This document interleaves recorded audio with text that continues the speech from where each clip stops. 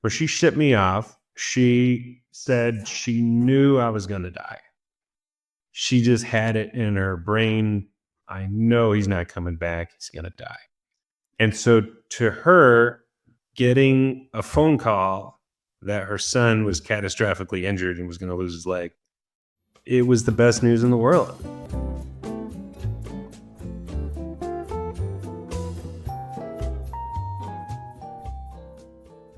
I would love to just start out by if you could just share a little bit about your journey on The Amazing Race, like in particular how you picked your partner Matt, because I saw that a lot of times, it's like pre-picked, but yours was random. And then maybe just your journey after that, some of the challenges and some insider scoop.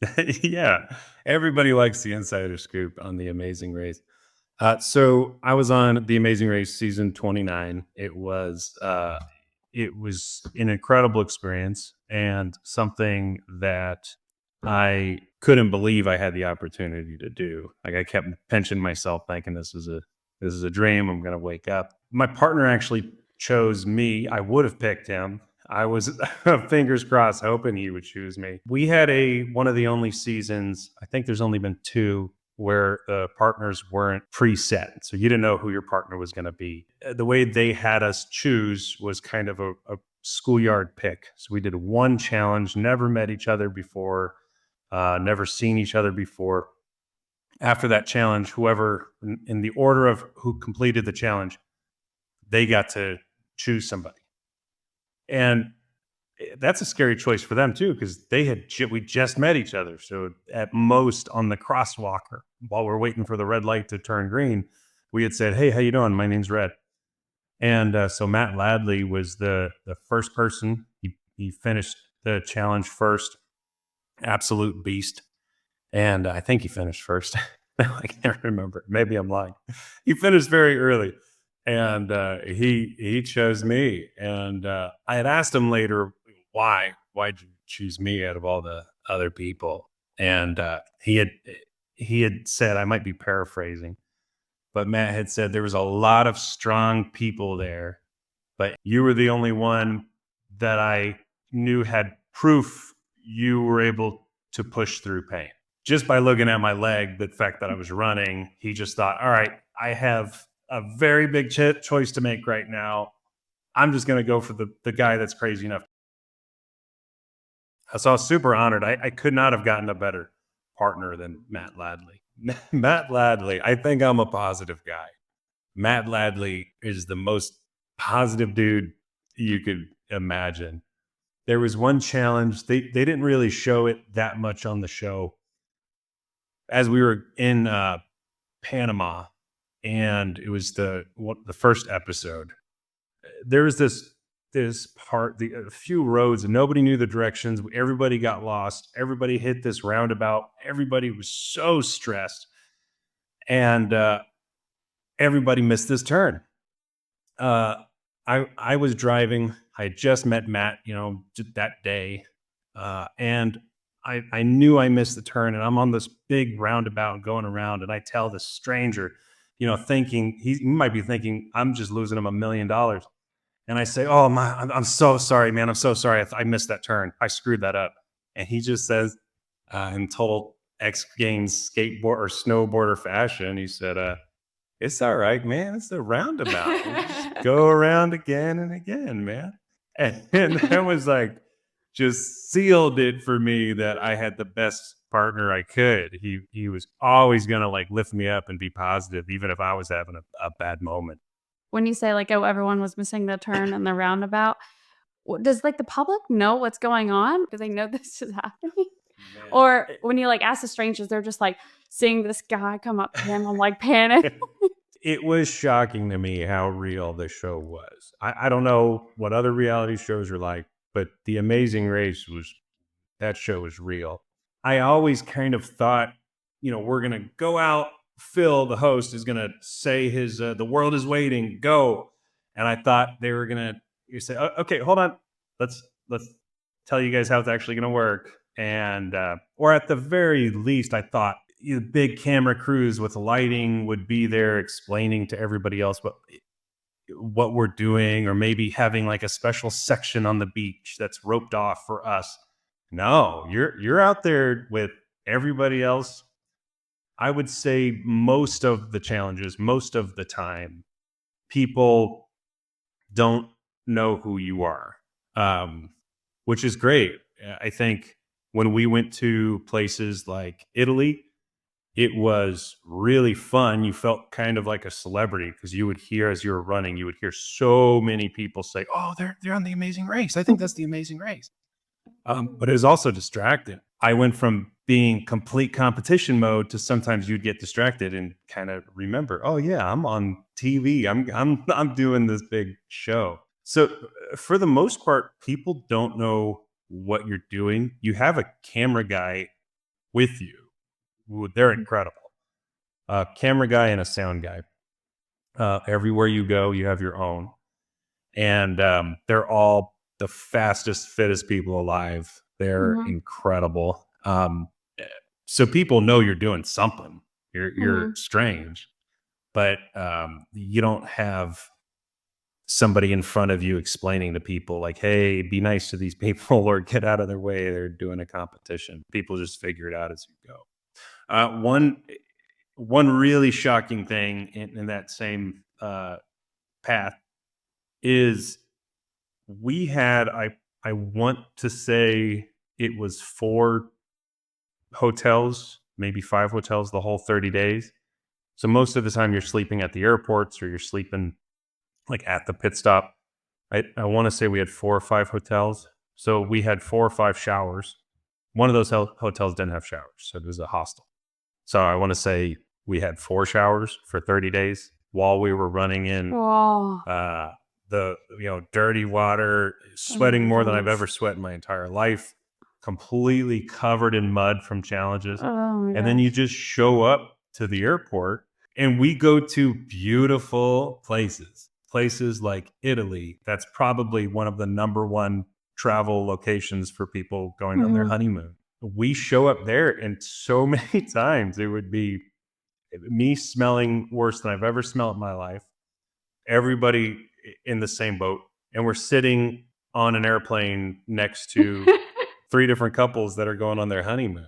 And we feel so bad, but there's no other way. That is part the show is real. So if you don't see that they do a pit stop, which essentially ends the episode, Mhm. unless there's a pit stop and we get brought to a hotel, you're just you're just moving. And man, it I felt really bad for people we were in the planes with. That's crazy though. That's really interesting because I've heard from some people like on different, not that we're on reality TV shows, but you can kind of like watch like American Idol or The Voice, that it's a lot more staged and stuff. But I really love hearing that it's just like that. It's Yeah. really cool. And so out of all the places you went, which one was the most like challenging, what do you say, to navigate in terms of directions? Because I saw you said y'all, but before you did it, you thought like directions was gonna be your biggest challenge.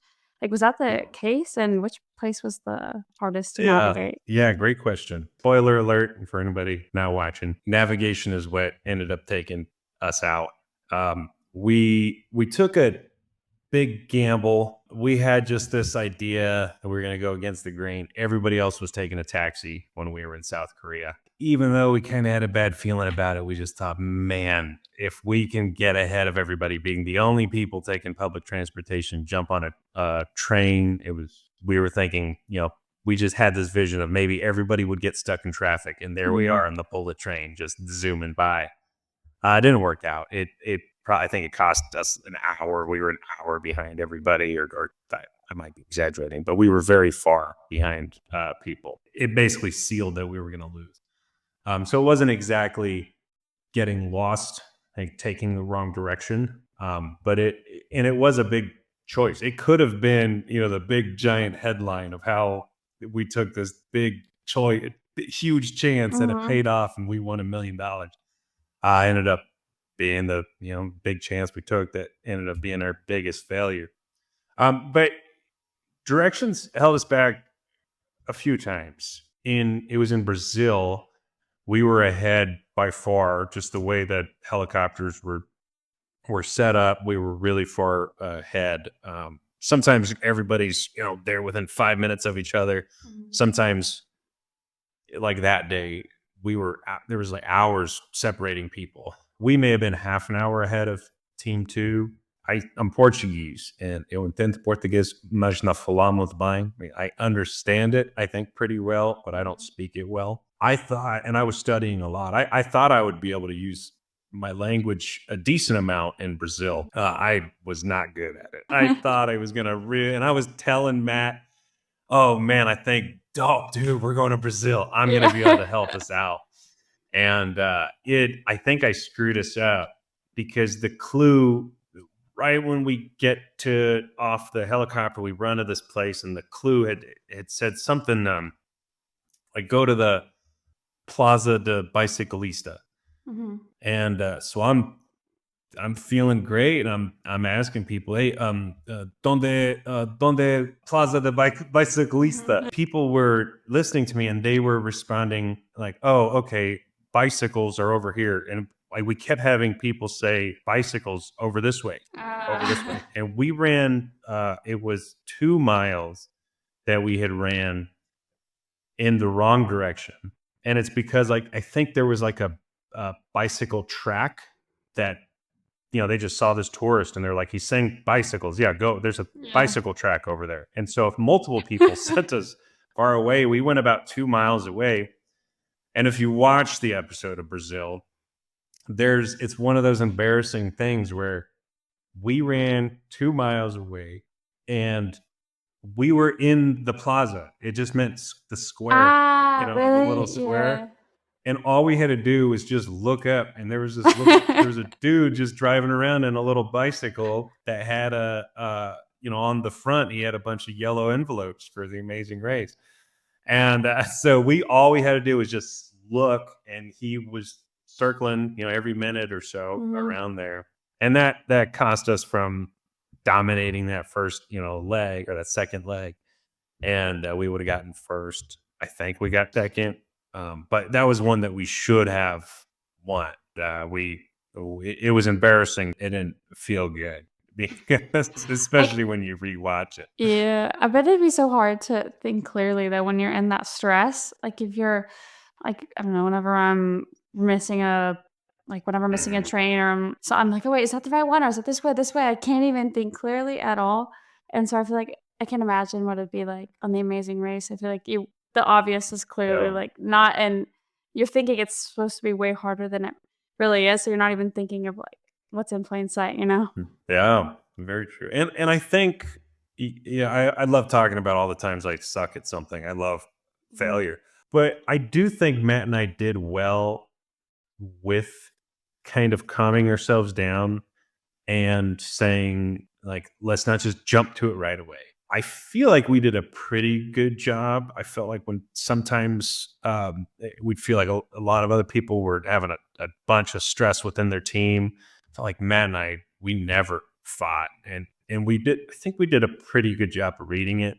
The problem is, I think I was just still not getting it sometimes. So I would take the time. In that case, I just screwed it up. I should have Mhm. just opened my eyes and looked more. The big thing, just overall, with the Amazing Race, that I think is very fun to know how behind the scenes stuff works. When you watch the show, you probably yell at the TV a lot, saying, "Guys, like, why don't you see it? It's right there." Mhm. Oh my, and I know I would do that when I was watching the show. One thing you don't really get until you're on it is there is zero explanation, zero bird's eye view for us. When you're watching the show, Phil, the host, will almost always have kind of a pre-recorded, like he maybe recorded it 20 minutes before, kind of showing you what the challenge is, showing you the Mhm. history of the place. They'll go, "Hey, here in South Korea, they're known for their kimchi, and here's how you make it." And they show it all prepared. They have kind of this clip that you see as an Mhm. audience member, so it just makes sense then when you see what the challenge is about. But we're going in with none of that. You just walk up, you see a clue. The clues are always super fun on The Amazing Race, but it'll say Mhm. something like, instead of saying get on the trolley or get on the bike and ride, it'll say pedal to the metal, and then you just Mhm. have to know. I'm guessing this means I'm supposed to get on a bike, Mhm. and a lot. It's so much easier to just make those stupid mistakes when you don't have that bird's eye view. You don't Mhm. see somebody doing the dance. You don't see the bicyclist rolling around like on the Mhm. bird's eye view that they have on the show. Which, I mean, a lot of people might say that's common sense. If you're not watching the show, you don't Mhm. see it there. But I guess I kind of thought there would be some sort of explanation for us before a challenge, but there Mhm. really is nothing. You show up, read your riddle, and you just hope you're doing it. So sometimes you'll be doing a challenge and you're questioning yourself, am I even in the right spot? Like Mhm. I'm putting these chairs together. Am I even supposed to be in this room? Or is everybody just laughing at us that we're not even in the right, mile zone? Like, am I just in Yeah. some random area picking up chairs, or am I actually doing it right? Are they saying the challenge isn't complete because I'm pretty close to it, but I'm not doing it perfectly? Or are they saying the challenge isn't complete because I'm not even doing the action that they want me to do? Mhm. That part was really tough. You get pretty frustrated sometimes with just having zero direction. And it's all done on purpose. It's Mhm. part of the challenge of the show. Curious about those challenges you're talking about. From your season, what was the one that surprised you the most? I would say one of the hardest physical challenge was there was a day pretty early on that we got double U-turn, which when you get U-turn, you hit a detour, which is basically your team gets to choose between two challenges. A double U-turn, or the way that it happened for us. So you have to do both challenges. I think that's the double U-turn. But a lot of times, two people will be U-turns. So it would be our team, and then it would be, you know, team 7, Mhm. and they'll also be U-turns. So you have 11 teams. Two of them get set back, so it's almost like those two are fighting to the finish. Mhm. Um, we had the U-turn closed out, which essentially means somebody U-turned us, and then they wasted the wasted the U-turn. So we were locked in. We were the only team that had to go back and do two. A lot of times this is a death sentence. Matt and I that was when we shined more than ever. We pushed. I don't think I've ever pushed my body that hard. It was such an intense day. We were filled with this just energy. We were moving. I remember sweating so much that my leg kept sliding off, and I could feel in my liner. It's like the silicone liner I wear in between my carbon fiber. I was sweating so much, I kept sliding out of it, and Mhm. but we just Wow. kept going. We were drenched, And where were you and location was? we were in Africa. I forget Mhm. exactly where in Africa.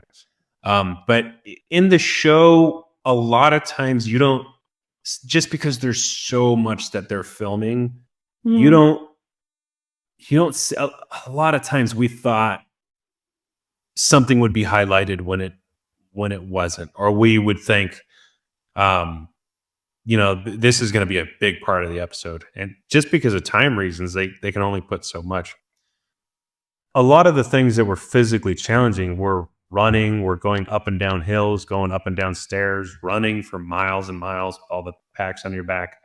Um, and it doesn't really translate that. Like, it's hard for them to show 5 miles of running, Mhm. and how brutal that is. They might just show you 5 seconds of you at the end, like, crawling up the mountain.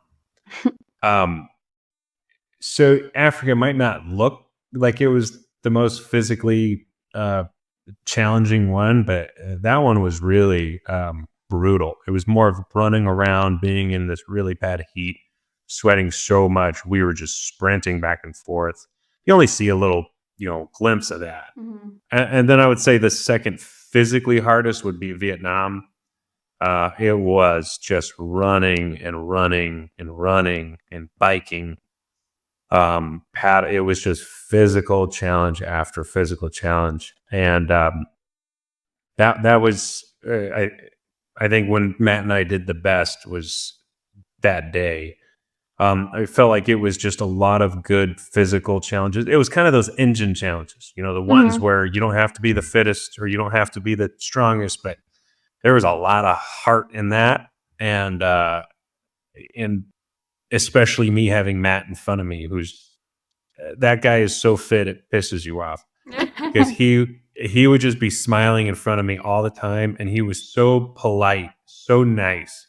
Where Mhm. anytime I would be struggling, I would just look up and see Matt just running like this and saying, Aw. "You got Making this, it look man." easy. Yeah, and so he had pushed me so hard, and man, those 2 episodes were just so fun and brutal. It was just Mhm. like you slept for hours with slept like a rock after that. You remind me of, David Goggins a bit. I love him so much. Like, I remember reading about his Iron Man, and he, like, kept running on broken legs and the heat.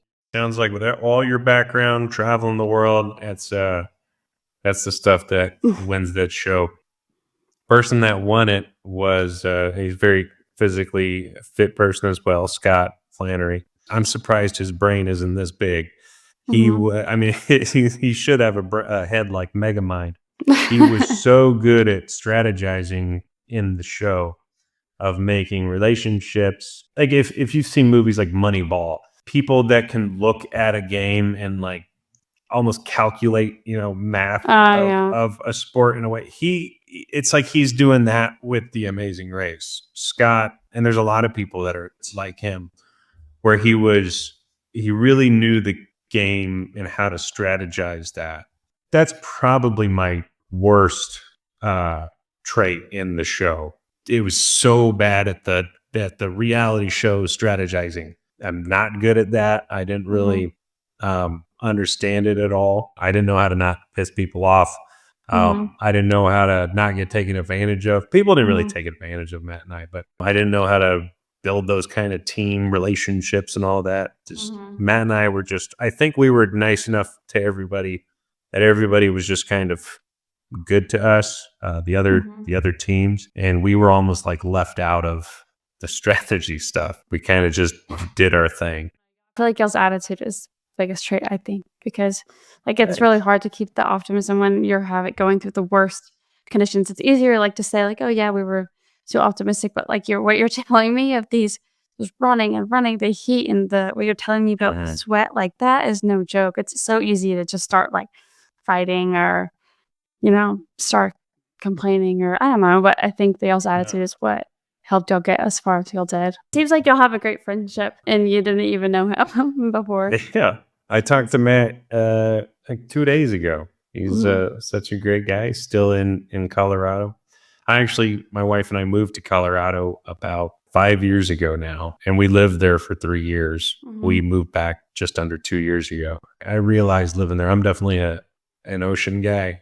I feel like I'm a merman. I Mhm. gotta be here in the ocean. I think I first found you actually because I was looking on, Reels and I saw, your video come up, a surfing video. I'm not good by any means, but it's all I think about and talk about now. Mhm. It's totally my life. I've never found any hobby that's even close to the feeling I get with surfing or Oh, ocean or really? water sports in general. It's unexplainable. It's what I think about. I want to go out there Mhm. all the time. And again, I think it's just good to know you don't have to be great at something in order to make it your favorite hobby, especially when you consider surfing specifically. You could be out there for 2 hours.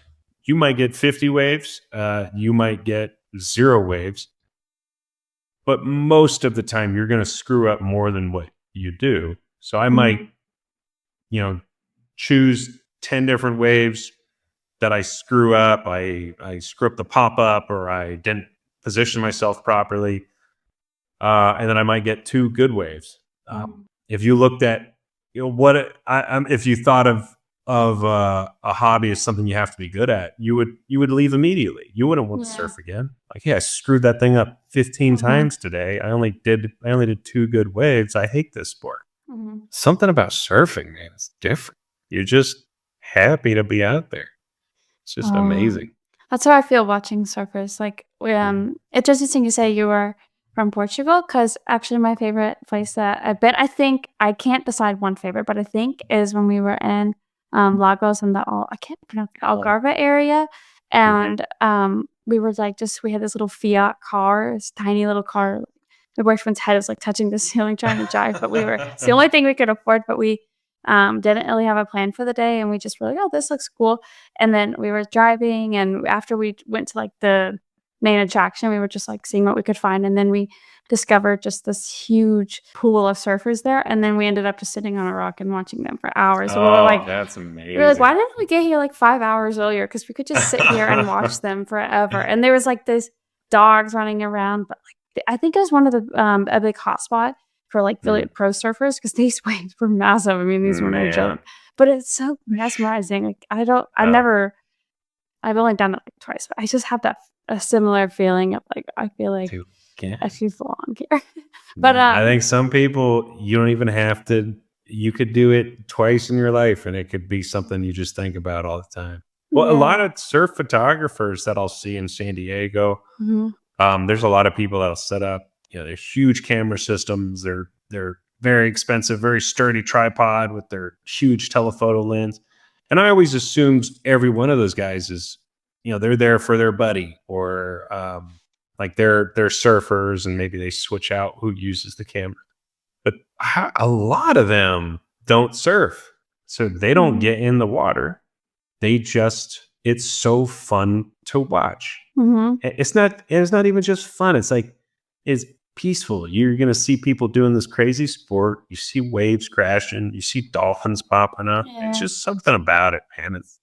It's different. A lot of people my age, like I'm at the age where everyone's like about to get out of college, and a lot of Mhm. my friends and family like struggle with knowing what they're gonna do next. Because I'm a triplet, so my triplet brother's been having struggles, and my sister of saying like, oh, I don't Mm. know, passions or hobbies and all of this. But I think it's a really good testament of like you can also find sometimes like the hobbies find you later on, and Yeah. like it's okay not to know right away what you want to do because I think it's a like, especially with our generation, it's so hard to or to put we put a lot of pressure on ourselves to, like, figure out, like, what you're gonna do, and I think it's really cool to hear how you discovered this passion that, like, you're, like, so obsessed with, Yeah. like, a little bit later. Not that you've had amazing other passions earlier, but Yeah. I think it's, really cool to hear you say that.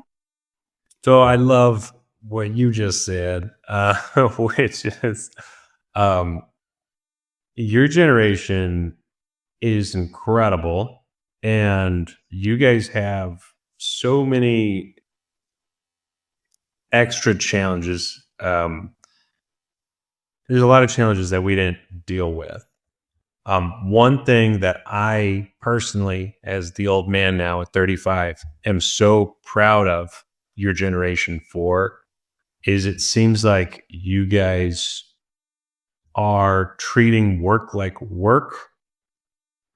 Uh, Not everybody, Mhm, but from what I see a lot of younger people saying work could be your passion. You're creating this incredible passion. You're probably going to be the next Joe Rogan.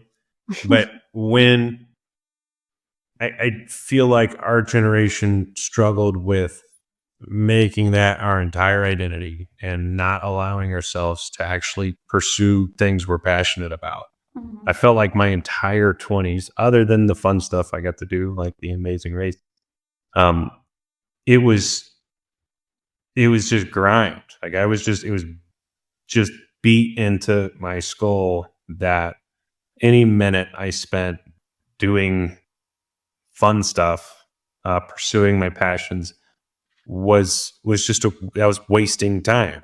So mhm, it was just grind, grind, grind, grind. And I'm so proud of your generation that grinds so hard. But I also continue to see people around your age that are allowing yourself to pursue your passion. And if that means you take a few years off, after high school to pursue something, take chances to travel the world and live life, I, I just, I, it's my biggest regret is not taking a few leap years to just go out and backpack around the world and mhm, just go out and actually live life free. Because mhm, once you're older, I have a lot of people that I'm responsible for. I have 2 incredible kids. I have my wife. We have responsibilities here, and you have roots, and so it's a Mhm. lot tougher to go out and live an adventure Mhm. the way that you guys can now. It's a Mhm. big ramble. Sorry, I'm Yeah. just so No, proud of your it's really good. generation for I do. for pursuing your Yeah. passions and really taking these leap years a lot of times. Mhm. Like, why do you think that about you, or where do you think that comes from with your generation? Like, do you think it has to do just with the conventional work structure of like corporate and everything? Like, you have this set like path. It seems to me that y'all had a very like traditional way of doing things because like for us we have the media and now you can work remotely, but that didn't exist I guess when you were 20. So do you think that's why or why do you think? I think so. I think you kind of you already hit the nail on the head. I, this is just my opinion. Don't Mhm. yell at me, whoever's listening to this, and if you don't agree, it's probably because you have your own version. Uh, what I think happened, at least for people close to me, is I feel like the generation before me, they had a lot of work ethic, tons of uh, challenges that everybody has challenges, right? So they had a lot of challenges, but they had this. It was almost taboo to go from job to job. Um, you were rewarded for a lot of loyalty, which isn't even. It's not even a thing anymore. You don't get Mhm. rewarded for work loyalty. It's like complete. It's not how it works nowadays. Mhm. People are generally better off, moving and transfer. And it's not taboo anymore. People know they might have you for a few years. They might be lucky enough to have you, and then you'll move on to find something else that suits you. But I feel like the people that taught my generation were they came from something where you you do really good by your company, and they do really good by you.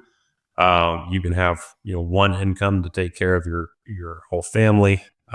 You can work really hard at anything, whether you're cleaning the office, managing the office, the CEO in the office. You were going to have enough money to take care of your family, and Mhm. things are kind of different. I feel like I'm this weird generation where things were changing, and you guys are smart enough to, I think, as a whole, know that it's things aren't working in terms of work the way that it was 40 years ago. A lot of people are you have these big opportunities to do your own thing and become rich and famous, but at the same time, you have, I think, less opportunity to have a household income by sticking with any old career for the rest of your life. Mhm. So everybody has their own challenges. I feel Yeah. like we were in this place where we were all told to go to college and not really told what to do with the degree after you go to college. Yeah. So it's I know. just a little bit frustrating. I remember I was going to UGA before my gap year, and then I, like, went there for a semester and deferred. Anyway, I went to orientation, and I remember they were like and the first thing they said there was like, "Just by the way, we have no idea in, like, 10 years which jobs will be available. We're gonna be teaching you skills." And I was like, "Okay." Yeah, Anyway, before we sure. wrap up, I don't want to, go Mhm. too late. I really wanted to hear about a little bit about how you were able to develop, like, such a positive and like resilient mindset after the horrible accident what happened where you Mhm. were injured by the IED in Afghanistan. I try to imagine like what that would be like, but I have no ability to imagine that. I just know that it's like incredibly, incredibly, incredibly difficult and just I have no idea what that's like, but I just know that it takes a lot of gut and whatever you just had to come out on the other side, with doing all these challenges and pushing yourself and being a speaker and getting this motivation and positive mindset on life. And I don't know, I would just love for you to share about maybe a bit about that incident or just advice for other people and how to, if you're going through a hard challenge or you have a really major setback, how to get through that and come out on the other side. Thank you. You were too kind. I really appreciate your kind words. Yeah. So the very quick story is I was a corpsman or Navy corpsman, essentially a combat medic serving with the Marines. I ended up stepping on an IED. My Marines treated me incredible, heroes. I ended up losing my left leg below the knee. Um, I I feel like my positivity could be summed up when you hear about my mom and her reaction to her son uh, getting blown up, being catastrophically injured. Um, my mom has four sons, and she shipped everyone off to the military. All four of us became Navy corpsmen, combat medics, and served alongside Marine Corps infantry.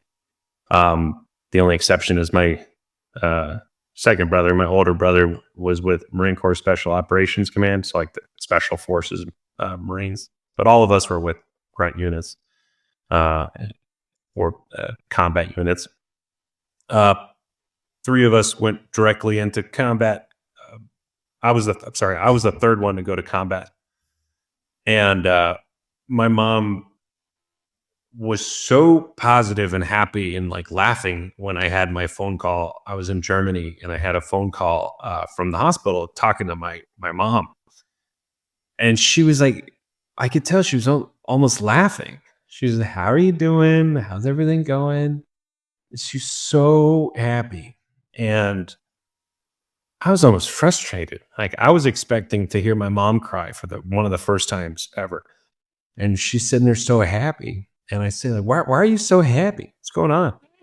And she said, when she shipped her two older sons off to war, um, she knew it was going to be dangerous, but she knew they were going to come back. But she shipped me off. She said she knew I was going to die. She just had it in her brain. I know he's not coming back. He's going to die.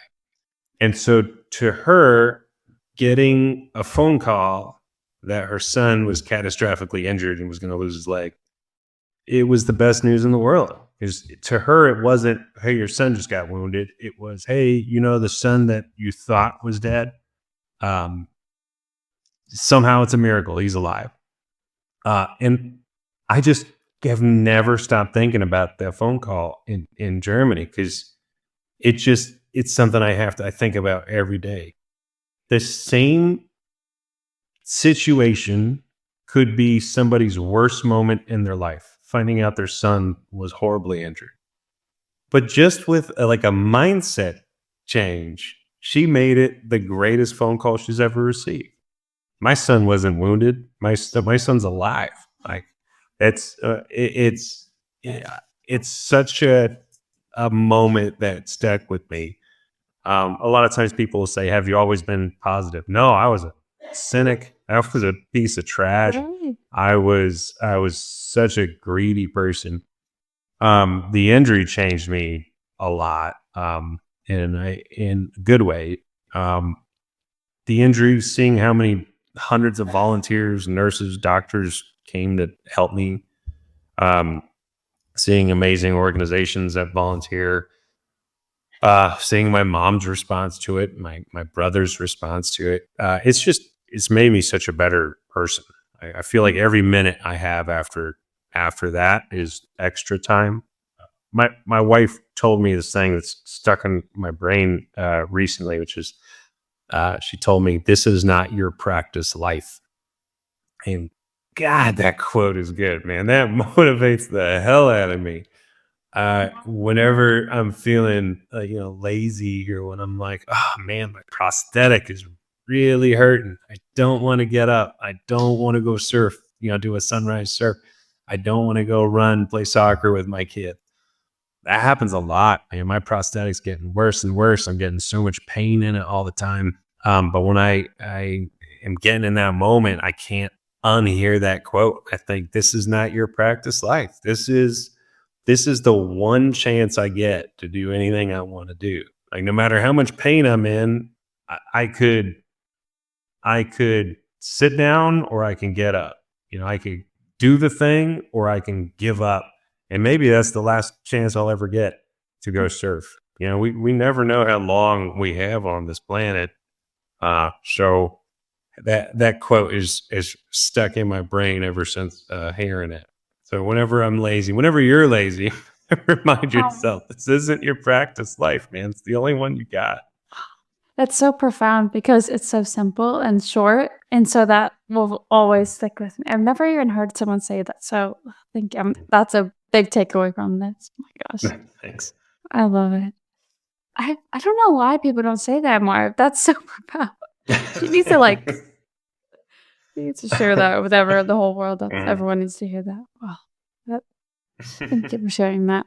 I can't Thank you. believe, that reaction with your mom, the phone call. That's why I was, like, so confused where you were going with that. I was like, "Why in the world is this why is she smiling? Why is she laughing?" But really puts things into perspective. It's all really about your mindset and Mhm.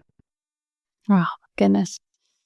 Well, that's gonna impact a lot of people I know, so thank you, Redmond. Thank you. Before we end it, I just wanted to ask if you could share where the best place is for the listeners to find your Yeah, well, my name is Redmond Ramos. Social media, Instagram, I'm Doc Pegleg Red. You can contact me, if you're just struggling, please contact me. There's so many people that struggle alone. Sometimes it's better to talk to a stranger, right? Like you don't know me, so you can send me a message saying you're struggling, and you don't have to have any embarrassment with that because you don't even know me. So, so send that message to a stranger, and see if you can get some help. Reach out to somebody. And if you have any questions, regarding the Amazing Race or just amputee, I'm always an open book. You can always message me about stuff. awesome. Thank you, Redmond. Is there anything you'd like to add before we finish? Any last thoughts or anything? Thank you for asking me that. I'll be very quick. I want to say thank you so much, and I really want everybody watching to know how insanely cool you are, Mary. Aw, Uh, thank you, Redmond. leaving at 18 years old to do the crazy life that you made for yourself it's so inspirational to me. Like I mentioned at the beginning, my biggest regret in life is not is essentially feeling like I wasted my 20s by not allowing myself to be free. I was so stuck with my roots that I was totally terrified to take the chance that you did. I was not brave enough to go out and allow myself to travel the world and experience that kind of freedom. So I hope everybody watching knows how incredibly cool you are because Oh, it's thank you, it's so Redmond. unique and it took so much bravery for you to be able to do that. So I'm just Oh, happy that's to so see people sweet. like you. I mean, just conquering your dreams. It's amazing. Thank you, Redmond. That's so sweet that you said that. I really appreciate it. But thank you so much for being here. Thank I you. am I really appreciate it.